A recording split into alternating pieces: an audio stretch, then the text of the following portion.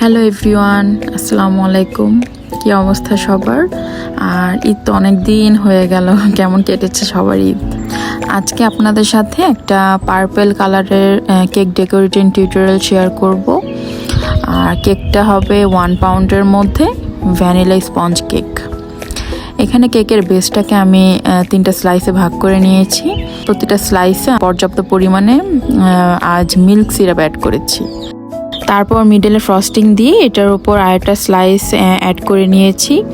আর বাকি স্লাইসগুলো আমি same frosting দিয়ে কমপ্লিট করে নিচ্ছি।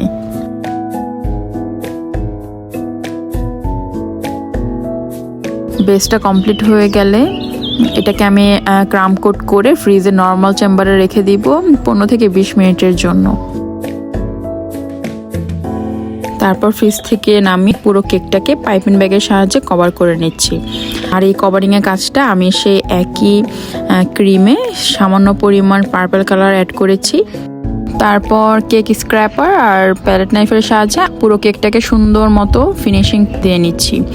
আর প্যালেট নাইফের সাহায্যে আমি উপরের এই ডিজাইনটা দিয়ে নেওয়ার চেষ্টা করছি। ডিজাইনটা কমপ্লিট হওয়ার পর বোর্ডের চারপাশে যে এক্সট্রা ক্রিম লেগে থাকে সেটাকে ক্লিন করে নিচ্ছি, কেননা বোর্ড ক্লিন থাকলে কেকের ডিজাইনটা যেমনই হোক না কেন কেকটা দেখতে অনেক বেশি আকর্ষণীয় লাগে। বোর্ড ক্লিন করা হয়ে গেলে এখানে আমি বড় সাইজের রোজ নজেল দিয়ে কয়েকটা ছোট বড় রোজ করে নিচ্ছি।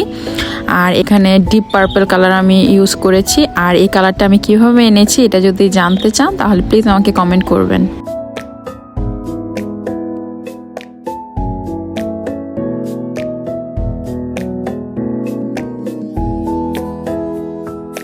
তারপর সেই একই নজলের সাহায্যে আমি কয়েকটা রোজ লিফ দেওয়ার চেষ্টা করছি। তারপর আমার সবচেয়ে পছন্দের কাজ হচ্ছে এই যে কেকের সাইডে বর্ডার লাইন দেওয়া।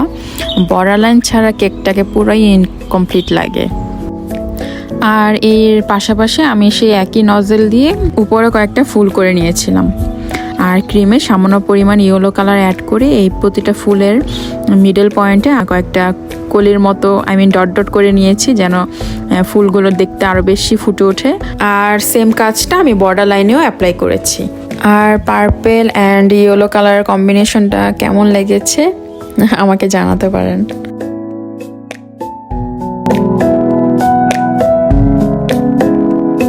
এই হলো কেকের ফাইনাল আউটকাম। এতক্ষণ আমার ভিডিওটি দেখার জন্য সবাইকে অসংখ্য ধন্যবাদ। আল্লাহ হাফেজ।